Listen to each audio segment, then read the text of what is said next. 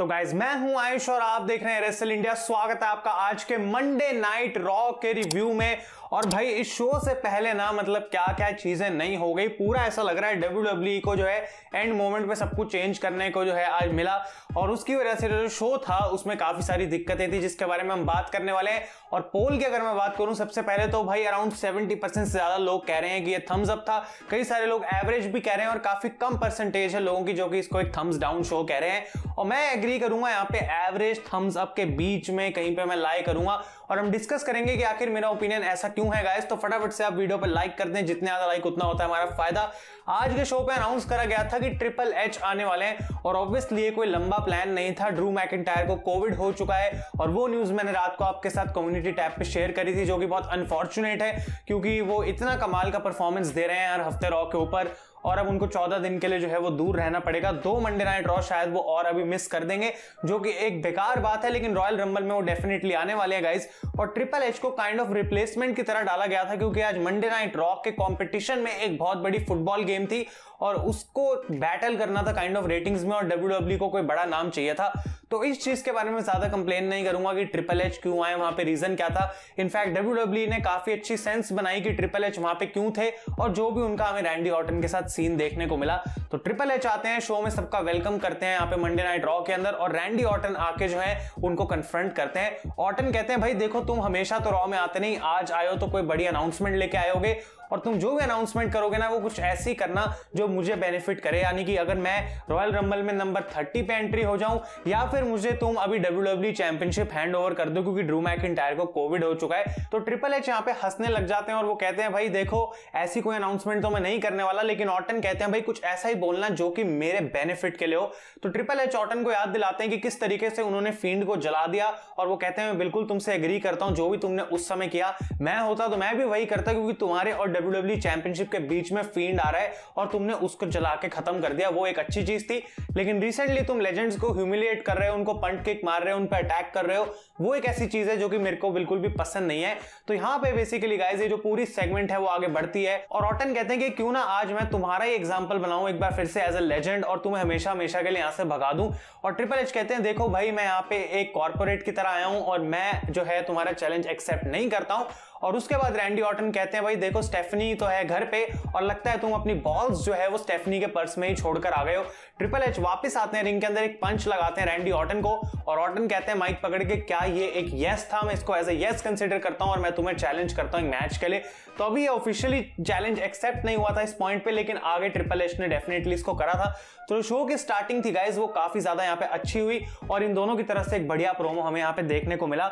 इसके बाद लेसी एवंस का मैच होता है शार्लेट के साथ और इसमें डिटेल में जाने का कोई फायदा नहीं है क्योंकि रिक फ्लेयर करते क्या है कि लेसी एवंस का पैर एक बार रोप पे रखते हैं ताकि वो पिन ना हो सके और उसके बाद शार्लेट का पैर पकड़ लेते हैं ताकि वो किक आउट ना कर सके। और रिक फ्लेयर अब अपनी बेटी के ही अगेंस्ट हो चुके हैं और लेसी एवंस के वो साथ जा रहे हैं, यानी कि उनकी बेटी जो है वो ब्लॉन्ड है, उनकी अब गर्लफ्रेंड है लेसी एवंस, शायद वो भी ब्लॉन्ड है। Ric Flair just absolutely in love with blondes और आज भी गाइस रिक फ्लेयर ने कुछ ऐसा ही करा है। तो आई डोंट नो कि क्या होने वाला है अब रिक फ्लेयर के साथ आगे और लेसी एवंस के साथ, पर लेसी एवंस जरूर कहती है भाई अब मैं रिक फ्लेयर के होटल में ही जाके चेंज करूंगी। तो आप सोच सकते हैं कि आखिर रिक फ्लेयर ने आज रात को क्या करा होगा।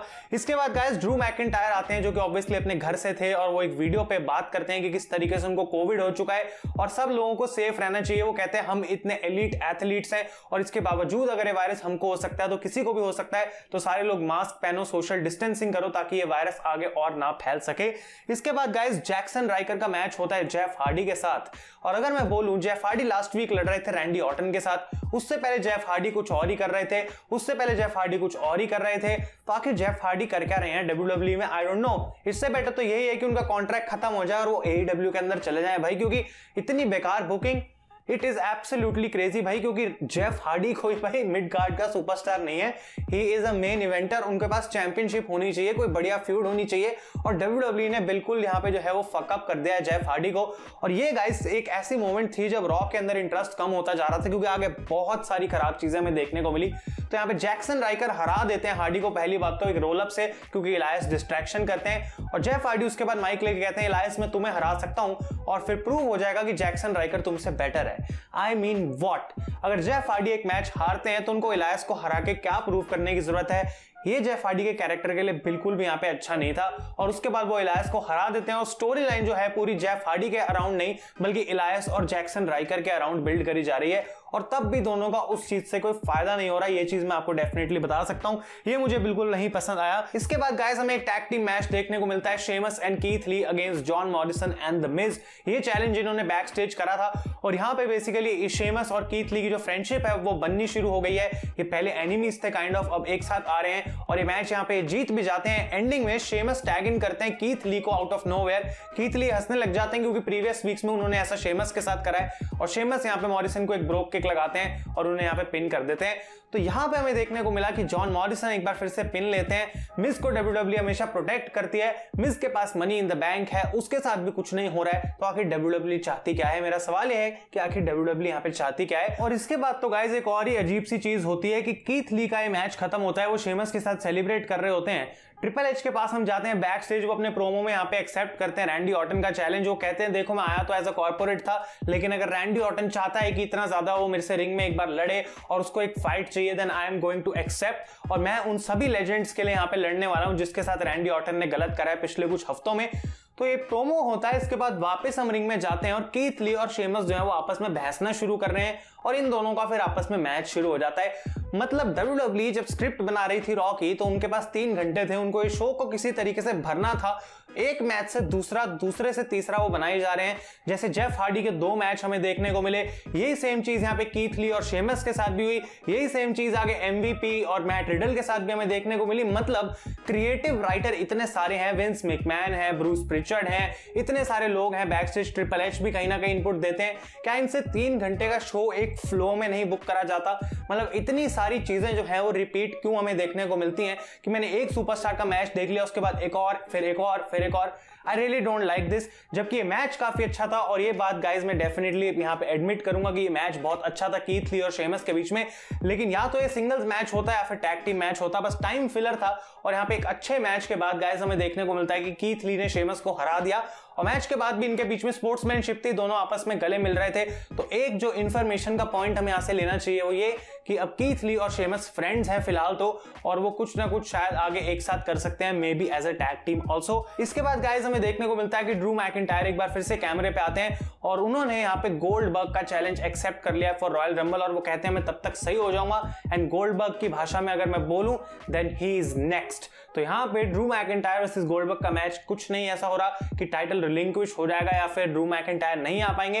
ही विल बी फाइन, उनको कोई सिम्टम्स नहीं है, उन्होंने अपने प्रोमो में यह बात बताई थी, तो डेफिनेटली वो आ जाएंगे वापस गाइस और ये मैच जो है वो गोल्डबर्ग के साथ हमें देखने को मिलेगा। हाँ बस यही हो सकता है कि इसकी कोई बिल्ड ना हो और सिर्फ प्रोमोस के थ्रू ही सब कुछ हमें देखने को मिले या फिर इंटरव्यूज जो कि पहले से ही टेप्ड होंगी। इसके बाद गाइस टी बार का मैच होता है जेवियर वुड्स के साथ। कोफी आज हमें देखने को नहीं मिले, आई डोंट नो व्हाई, लेकिन यहाँ पे टी बार ने हरा दिया और उसके बाद रेट्रीब्यूशन काफी सेलिब्रेट करती है। तो जेवियर वुड्स यहाँ पे अकेले थे तो कुछ खास यहाँ पे था नहीं, लेकिन रेट्रीब्यूशन को एक बड़ा मैच यहाँ पे जीतने को मिल गया। अब इसके बाद गाइस एक और बेकार चीज यहाँ पे आती है रॉ में कि रिडल का मैच होना था लैशली के साथ फॉर द यूएस चैंपियनशिप।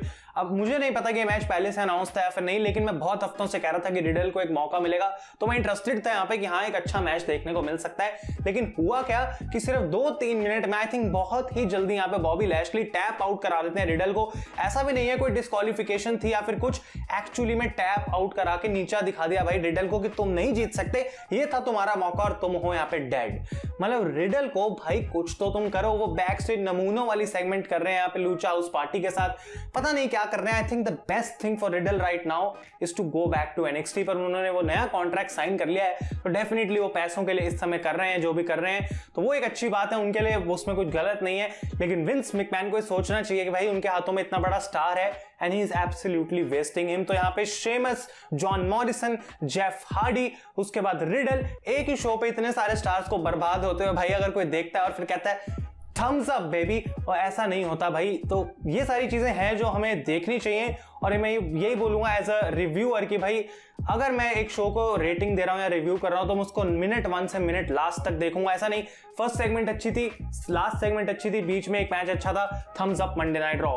पूरा शो जो है ऐसा भी नहीं कि परफेक्ट होना चाहिए भाई, लेकिन लॉजिकल होना चाहिए एटलीस्ट। और यहाँ पे बहुत नॉनसेंस चीजें थी।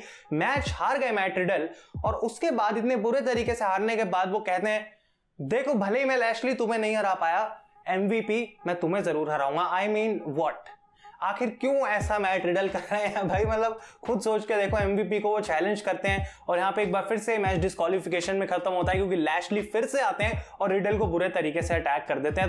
तो एक बार नहीं हराया रिडल को, बल्कि 2 बार उनकी बेइज्जती हुई आज के शो में। तो ये बहुत ही बेकार था और एक ऐसे कैरेक्टर को इस तरीके से हैंडल करा जा रहा है, मैं तो इसकी फेवर में बिल्कुल भी नहीं हूं। और इसके बाद एक और बात, स्ट्रिंग्स, मतलब स्ट्रिंग्स में जुड़ी हुई थी आज बेकार चीजें मंडे नाइट रॉ में। बैक स्टेज हम जाते हैं, एडम पियर्स एजे स्टाइल्स को कन्फ्रंट करते हैं और एजे स्टाइल्स पियर्स को मोटिवेट करते हैं। ये अच्छा था, फनी था कि स्टाइल्स कहते हैं पियर्स को, भाई देखो सिंपल सी बात है, तुम यूनिवर्सल चैंपियन बन जाना, मैं रॉयल रंबल जीत जाऊंगा क्योंकि मुझे कोई हरा नहीं सकता, ओमॉस मेरे साथ है और उसके बाद हमारा मैच होगा यूनिवर्सल चैंपियनशिप के लिए। पियर्स कहते हैं देखो ठीक है तुम जो बोल रहे हो, लेकिन आज मैं अपनी ड्यूटी करने आऊं यहाँ पे as a WWE official. Drew Gulak यहाँ पे आते हैं और एडम पियर्स को कहते हैं भाई मैं अपनी एंट्री अनाउंस करता हूं इन द रॉयल रंबल। और मैं कहता हूं ठीक है, बहुत सारे सुपरस्टार्स कर चुके हैं, ड्रू गुलैक भी पार्ट है।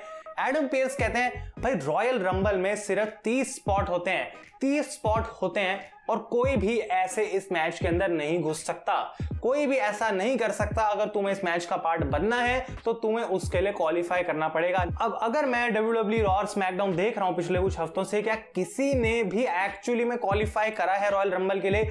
क्या किसी भी सुपरस्टार के लिए ये रूल था पहले से कि तुम क्वालिफाई करके ही रॉयल रंबल में जाओगे? Shayna Baszler, Nia Jax, Charlotte Flair, Bayley, Bianca Belair, AJ Styles, Randy Orton और उसके बाद जितने भी सुपरस्टार्स अनाउंस करेंगे रॉयल रंबल में, आई डोंट थिंक कि उन्होंने कुछ ऐसा क्वालिफाई करा है। लेकिन क्योंकि ये ड्रू गुलैक है, क्योंकि ये कोई बड़ा स्टार नहीं है, ही हैज टू क्वालिफाई और उसको एजे स्टाइल्स के साथ मैच में डाला जाता है। स्टाइल्स जीत जाते हैं यहाँ पे and Drew Gulak is now not going to be a part of Royal Rumble. अब मुझे इससे फर्क नहीं पड़ा कि ये मैच क्यों हुआ, लेकिन गाइज अगर एक सुपरस्टार बिना बोले सीधा अपना अनाउंस कर सकता है रॉयल रंबल में स्पॉट, तो आखिर ड्रू गुलैक क्यों नहीं कर सकते? क्या ये एक लूप होल नहीं है? क्या ये लॉजिक में कुछ दिक्कत नहीं है यहाँ पे? तो ऐसी चीजें देख के अगर मैं बोलूं thumbs up Raw, I don't think कि ये चीज करनी बिल्कुल फेयर है, क्योंकि ये जितनी भी बेकार बातें अगर हम इसको भूल के सिर्फ अच्छी चीजें देखनी शुरू कर देंगे, आई डोंट थिंक कि फिर शो हम कभी भी ऐसे बोल पाएंगे कि कुछ भी इसके अंदर गलती है। इसके बाद एक टैग टीम मैच देखने को मिलता है, Shayna Baszler and Nia Jax against Mandy Rose and Dana Brooke. और यहाँ पे भी बेसिकली क्या होता है एंड में कि नाया जाती है टॉप रोप पे और शेना उनको टैग इन करती है, कीरा फूडा क्लच लगाती है मैंडी पे और उनको टैप आउट करा देती है। तो ये अभी भी जीते जा रहे हैं मैच लगातार और देखना इंटरेस्टिंग रहेगा इनको कैसे बुक करा जाता है। आई थिंक मेन स्टोरी अब इनकी रॉयल रंबल में कंटिन्यू होगी और वहीं तक हमें वेट करना पड़ेगा। और फाइनली गाइज मेन इवेंट हमें देखने को मिलता है जो कि सबसे अच्छी चीज थी, और फिर से इसके बारे में मैं कोई कंप्लेंट नहीं करने वाला क्योंकि एक एंड मोमेंट प्लान था। शायद ऐसा कुछ नहीं होने वाला था रॉ के ऊपर। जो लास्ट में एलेक्सा के साथ चीज देखने को मिली वो होती अगर मैकिंटायर के साथ ऑर्टन का मैच होता, लेकिन ट्रिपल एच वाली जो चीज थी वो बिल्कुल एंड मोमेंट प्लान था और WWE ने तब भी इसको अच्छे से जो है वो एग्जीक्यूट करा। तो इसके लिए मैं उनको क्रेडिट देता हूं। ट्रिपल एच आते हैं, ऑर्टन आते हैं, ये आपस में ब्रॉल शुरू कर देते हैं और ये लड़ते हैं, एक दूसरे को अनाउंसर्स टेबल के थ्रू फेंकते हैं और उसके बाद गाइस अचानक से लाइट्स ऑफ होती हैं जब ट्रिपल एच अपना स्लेज हैमर निकाल लेते हैं और सबको ऐसा लगता है कि शायद फील्ड का रिटर्न हमें यहाँ पे देखने को मिल सकता है। ट्रिपल एच क्या करते हैं, जब अंधेरा होता है अपने हैमर के ऊपर आग लगा लेते हैं अचानक से और लाइट उनके हैमर पे हमें आग देखने को मिलती है और लाइट्स ऑफ होती हैं। जब लाइट्स वापस ऑन होती हैं ट्रिपल एच वहां पे है ही नहीं। अलेक्सा एक कोने में खड़ी है, रैंडी एक कोने में खड़े हैं। अलेक्सा ब्लिस यूं करती हैं और एकदम से वो यूं आगे अपना हाथ करती हैं और सीधा फायर बॉल का इफेक्ट आता है और रैंडी ऑर्टन के जाके लगता है। अब आई डोंट नो कि WWE ने कैसे एग्जीक्यूट करा, क्योंकि बहुत ही ज्यादा तेज कैमरा कट्स हो रहे थे वहां पे, तो कुछ ना कुछ तो डेफिनेटली एडिटेड या प्री टेप्ड था वहां पे जो हमें देखने को मिला। लेकिन काफी बढ़िया लगा मुझे विजुअली, जो शॉट था, मतलब जो कैमरा एंगल था, एवरीथिंग वाज अमेजिंग। और रैंडी ऑर्टन की आंख पे मतलब कमेंटेटर्स बोल रहे थे कि कुछ आग लग गई है, कुछ हुआ है जिसकी वजह से अब रैंडी ऑर्टन देख नहीं पा रहे या ही इज ब्लाइंड। तो आई डोंट नो ये स्टोरी लाइन कैसे प्रोग्रेस करेगी, लेकिन गाइस ये एंडिंग रॉ की काफी अच्छी आज हमें देखने को मिली, जिसको मैं कह रहा हूं अलेक्सा का जादू। और ये चीज जो है काफी गाइस आज बढ़िया तरीके से रॉ खत्म हुई। तो ओवरऑल हम यहाँ पे अगर शो को आज के जज करें तो मैं सिंपली यही बात बोलना चाहूंगा कि भाई देखो रॉ एक एवरेज शो था आज बिल्कुल, और कई सारे ऐसे लूप होल्स थे, कई सारी ऐसी चीजें थी। रेसलिंग काफी ठीक ठाक हमें आज के शो पे देखने को मिली, लेकिन लूप होल्स जो हैं उसको हम एस्केप नहीं कर सकते, उसको हमें पकड़ना पड़ेगा। और डेफिनेटली यहाँ पे आज रॉ ने काफी सारी गलतियां करी। रेपिटिशन जो है, मतलब इतने सारे मैच एक ही सुपरस्टार के साथ बार बार होने, वो मेन चीज है जो मुझे दिक्कत देती है और उस चीज को आज मैंने बिल्कुल लाइक नहीं करा रॉ पे। तो आप लोग अपने ओपिनियंस मुझे कमेंट्स में बताएं गाइस। अगर आपको वीडियो पसंद आई है इसे लाइक करें। Thank you so much for watching. मैं हूं आयुष और आप देख रहे हैं रेसल इंडिया।